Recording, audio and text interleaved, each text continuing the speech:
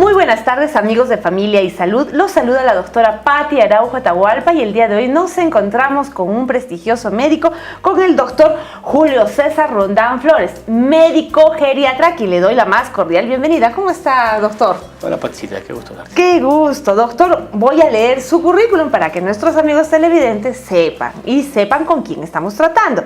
El doctor Julio César es máster en gerontología clínica, máster en salud pública, director médico del Centro Geriátrico La Edad de Oro, director médico de enfermería STAR y trabaja en salud. ¿Verdad, doctor? Efectivamente. Doctor, hoy día vamos a conversar de un tema importante, del adulto mayor.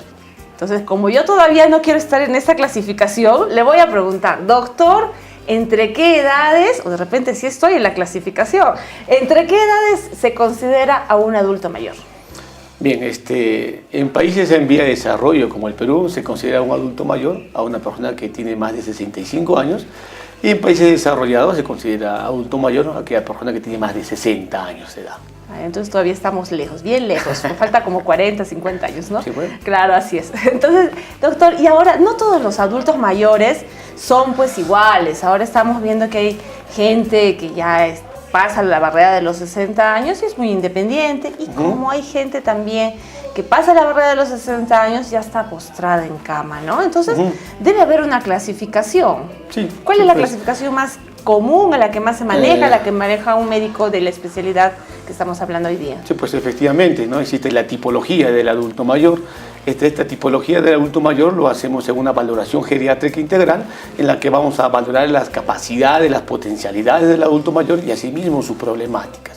Entonces, según esta valoración geriátrica integral que usamos los médicos que nos dedicamos a la atención de un adulto mayor, valga la redundancia, los clasificamos en un adulto mayor enfermo, un adulto mayor frágil y un paciente geriátrico. Entonces, un adulto mayor sano es la persona más de 60 años que se mantiene independiente y es capaz de realizar sus actividades básicas de las vías diarias, actividades instrumentales de las vías diarias y actividades avanzadas de la vía diaria en forma independiente y autónoma. El otro extremo es el paciente geriátrico, es un paciente con pluripatología, paciente polimedicado, con polifarmacia, paciente con síndromes geriátricos que se tornan dependientes. Bueno, ahora existe otra clasificación también según la edad, ¿no? Hemos dicho que más de 60 años es un adulto mayor, entonces lo vamos a clasificar de 60 a 70, un adulto joven, de 70 a 80, un adulto mayor o adulto viejo, y más de 80, adulto muy viejo. ¿Y cómo va el desarrollo en nuestro país, en nuestra ciudad? ¿Cuántos adultos mayores tenemos aproximadamente? ¿Y cómo es el tipo de adulto mayor que hay en nuestra ciudad? ¿Cuál es el mayor porcentaje? ¿El que es dependiente, el que es independiente? ¿Cuál sería esta clasificación? Bien, las estadísticas arrojan que actualmente desde el 5 al 7% de la población del Perú es una población adulta mayor, ¿ya? De los cuales el 25% son adultos mayores independientes, el 40% son adultos frágiles que están en riesgo de dependencia y el restante son pacientes geriátricos. Ya es pacientes de bastante edad, ¿no es cierto? Pero nosotros que tenemos en casa ya nuestra mamita, abuelitos en casa, queremos tenerlos pues por nosotros hasta los 200 años y como Matusalén más, ¿no? Porque son nuestras joyas preciosas en casa, ¿no? Llenos de sabiduría, pero queremos cuidarlos. Entonces, doctor, ¿cuáles son los cuidados que tenemos que tener con los pacientes de la tercera edad? Pues es un tema muy importante, es un problema de salud pública, porque dentro de la clasificación de los cuidadores de los adultos mayores existe el cuidador profesional y el cuidador no profesional, ¿no? El cuidador profesional del adulto mayor es esa persona que prácticamente o normalmente son técnicos de enfermería que han sido capacitados para poder hacer un manejo científico, por así decirlo, del adulto mayor. Más asistencial, ¿no? Y con más conocimientos. Efectivamente, con mayor conocimientos, ¿no? Y el adulto, y obviamente el cuidador no profesional, somos los familiares, ¿no? Que por mucho amor, con mucha cariño y dedicación cuidamos a otros adultos mayores. Pero sea el cuidador profesional o sea el cuidador no profesional, en las capacitaciones y en los cursos que damos, siempre hablamos de un término común que deberíamos manejarlo todos, que se llama el estado basal de nuestro paciente, el estado basal de nuestro familiar. Y cuando nos referimos al estado basal de nuestro paciente o nuestro familiar, nos estamos refiriendo a dos cosas muy importantes: al conjunto de sus signos, sus funciones biológicas y sus signos vitales. ¿ya? Entonces, cuando hablamos de sus signos vitales, solamente es tomar la presión arterial, la temperatura y todas esas cosas que... Lo que quiere decir que un familiar debe de manejar esos términos, ¿verdad? Efectivamente, un cuidador no profesional capacitado, ¿no? Y hablamos de sus funciones biológicas, por ejemplo, a su vigilia, a su sueño, a su hábito defecatorio, hábito miccional, su higiene del sueño y todo eso. Entonces, cuando nosotros tenemos un familiar, un paciente geriátrico, conocemos su estado basal. Vale decir que conocemos cuál es su presión normal, su frecuencia cardíaca, su temperatura, sus funciones biológicas, su hábito defecatorio diario, interdiario, asistido por algún tipo de medicamentos. Entonces, porque muchas personas nos están escuchando y de repente, ¿qué son funciones vitales? Un etcétera, yo no lo entiendo, ¿no? Entonces, tiene que tener la presión arterial. ¿Cuál es el valor normal en un paciente geriátrico de la presión? Bien, entonces es un tema muy importante. La geriatría es una rama muy bonita que está en desarrollo, que es totalmente distinta a la medicina interna, totalmente distinta al manejo de un paciente joven. En los últimos protocolos de atención de hipertensión arterial en adulto mayor consideran que hasta 150 se puede mantener la presión arterial sistólica, lo que no va con lo que son las guías de medicina interna, que está 140. Claro, ¿no? es diferente, pero igual que un bebé tiene diferente presión arterial, diferente pulso, un adulto mayor también, y no hay que escandalizarse cuando llega hasta los 150, ¿verdad? Así 150 es. sobre...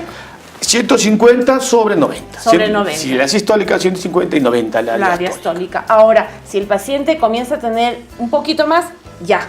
Exactamente, eso es. Activamos el sistema de alarma, ¿no es cierto? Que se salió de su estado basal. Normalmente papá, mamá, ahora vamos a encontrar, la tecnología ha avanzado tanto que encontramos termómetros digitales, tensiómetros digitales, que nos ayudan mucho al monitoreo de este tipo de pacientes en casa. Y hacemos un registro diario, de mañana, tarde y noche, de todos estos valores. Ahora, la temperatura, otro factor basal, la temperatura que debe tener un adulto mayor. Bueno, es similar, es estándar, pero hay que hacer hincapié aquí que los adultos mayores, sobre todo los frágiles y los pacientes geriátricos, tienen alergia, hacen inmunosenescencia, o sea, envejecimiento del sistema inmunológico.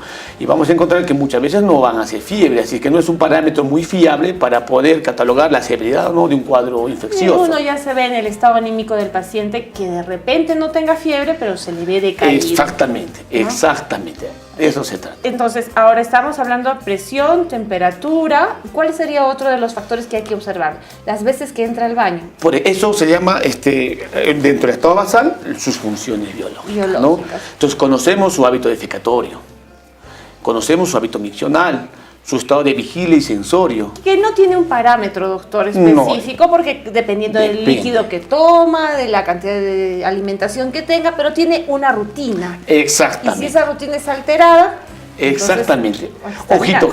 Y justamente eso es muy importante, porque el que les habla trabaja también en salud. Y a veces tenemos pacientes y familiares y cuidadores no profesionales y profesionales que a veces nos llevan a emergencia a los pacientes con cuadros, con alteración de su estado basal. Por ejemplo, ahí viene lo que le quería comentar. La presentación atípica de las enfermedades es muy frecuente en los adultos mayores. ¿Y cómo se manifiesta? Con alteración de su estado basal. Entonces, por ejemplo, el paciente que se mantenía totalmente lúcido, muy activo durante todo el día, se torna somnoliento. Un paciente que no tiene alteración de la marcha y tiene caídas, ¿no?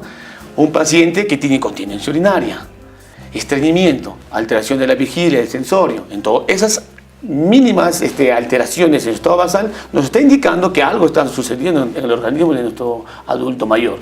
Y muchas veces existe el término de ageísmo, ¿no? Acuñamos todas estas alteraciones a que simplemente es pues, ya muy mayor, es viejito, déjalo, y no ponemos hincapié a estas alteraciones del estado basal, que si nosotros actuamos oportunamente, entonces vamos a evitar que vengan adultos mayores a los hospitales deshidratados, con sepsis y con estados que obviamente van a comprometer mucho su vida. Claro, qué complicado y qué interesante y tenemos que estar alerta porque es verdad, muchos de nosotros justificamos el hecho de que nuestro papito quiere seguir durmiendo, es porque ya está viejito, ¿no? Sí. O estamos renegando, es que así son los viejitos, ¿verdad? Y no es así, algo está pasando en su vida. Ahora, si nosotros notamos algún cambio, ¿en qué momento? Porque podemos justificar la vejez con una enfermedad. Entonces, ¿cuánto tiempo de observación tenemos que tener a un adulto mayor para decidir llevarlo donde un médico geriatra? Bien, apenas determinemos que existe una alteración de su estado basal, hay que popularizar este término, acudimos inmediatamente, ipso facto, a un establecimiento de salud. Inmediatamente. No hay que justificar que está viejito y está de sueño y por eso se la pasa durmiendo. No hay que justificar, eso no hay que hacerlo nunca. Ahora, las personas de tercera edad, a partir de los 60, tienen mucha tendencia a caerse, ¿no?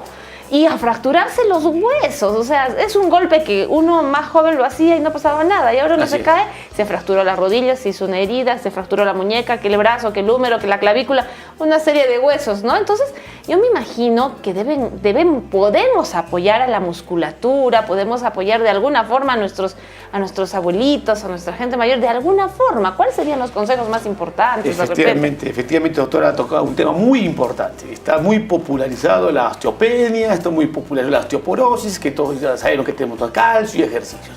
Pero así como conocemos este término y lo conoce todo el mundo, deberíamos popularizar el término de sarcopenia. Sarcopenia es la disminución de la fuerza muscular, disminución de la funcionabilidad de las fibras musculares, de nuestro músculo. Entonces hay que ponerle acá al televidente y decirle, no solamente los huesos se debilitan, sino también la musculatura, y ambas cosas ocasionan problemas. Así es, entonces cuando vamos envejeciendo a partir de los 40, 45 años, todos vamos a perder masa muscular.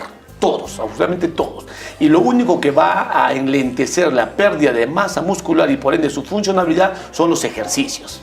Entonces es aquí importantísimo que indiquemos a nuestros familiares, adultos mayores, que tengan que hacer ejercicios, pero ejercicios aeróbicos y de resistencia. ¿Y como por ejemplo cuáles? Y otra pregunta, doctor, perdón. ¿Y tienen que ser asesorados esos ejercicios por un médico o pueden hacerlos en casa? Si fuese dable, puede ser asesorado por un médico gerontólogo, médico geriatra, pero lo que se recomienda son las caminatas. No necesitamos ir a un gimnasio. Lo que hacemos particularmente con nuestros pacientes es tener una silla, el ejercicio de sentarse y pararse. El sentarse y pararse fortalece mucho la musculatura de los miembros inferiores. ¿Y cuántas veces, doctor? ¿Cuántas veces? Está indicado siquiera 10 a 15 minutos, 3 veces al día. Para un paciente que todavía esté en sus funciones basales óptimas y en su estado físico se le ve saludable. Entonces, ¿cuántas veces, doctor?